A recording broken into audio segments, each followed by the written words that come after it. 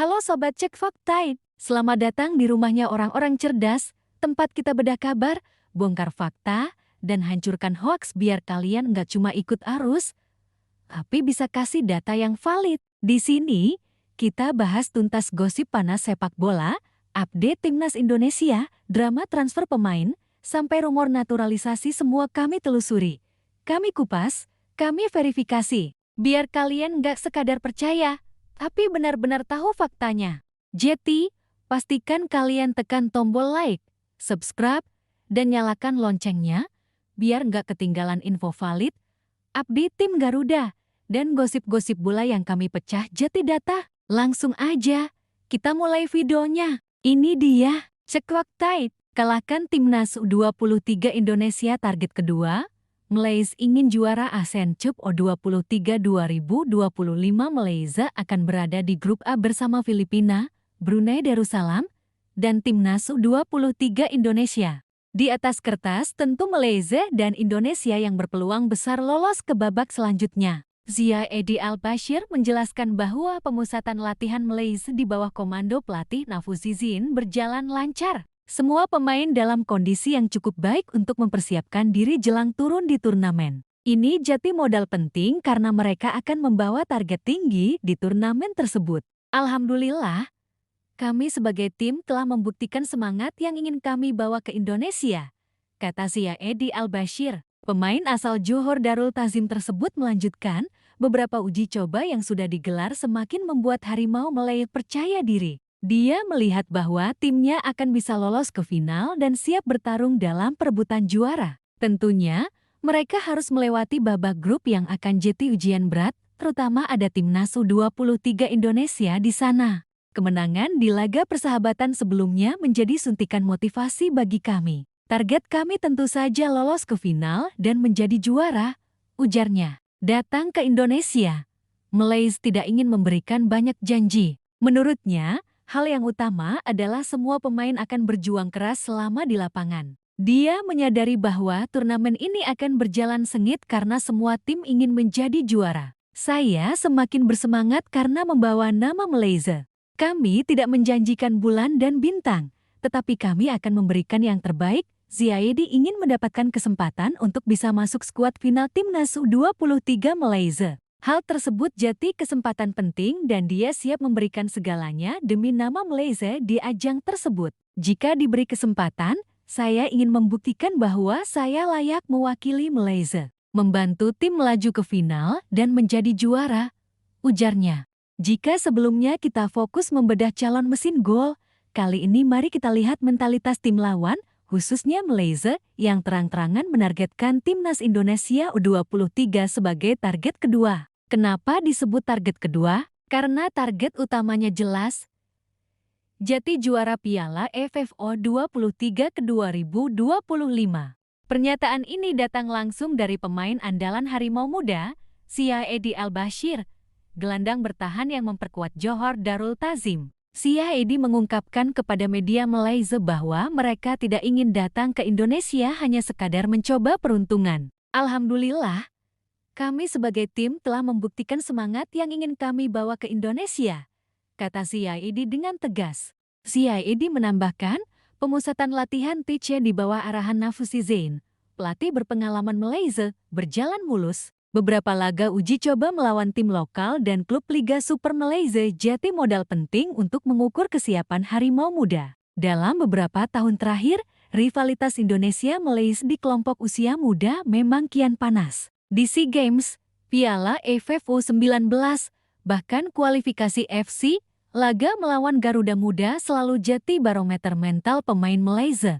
Zia Edi menegaskan, kemenangan di laga-laga persahabatan sebelumnya telah jadi suntikan motivasi. Tidak hanya sekadar meramaikan grup, Malaysia ingin memastikan Indonesia bukan raja di kandangnya sendiri. Target kami tentu saja lolos ke final dan menjadi juara. Kami tidak menjanjikan bulan dan bintang, tetapi kami akan memberikan yang terbaik, tegas Zia Edi. Apa yang membuat Malaysia layak diwaspadai? Pertama, skuad mereka lebih matang secara usia. Rata-rata pemain Malaysia U23 saat ini berusia 21-23 tahun, sebagian besar sudah reguler di Liga Super Malaysia, liga yang level kompetitifnya relatif stabil. Nama-nama seperti Fergus Tierney, Syed Al-Bashir, dan Alef Iswan Yuslan jadi tulang punggung di tim utama masing-masing klub. Artinya, Malaysia tidak sekadar mengandalkan prospek, tapi pemain siap pakai.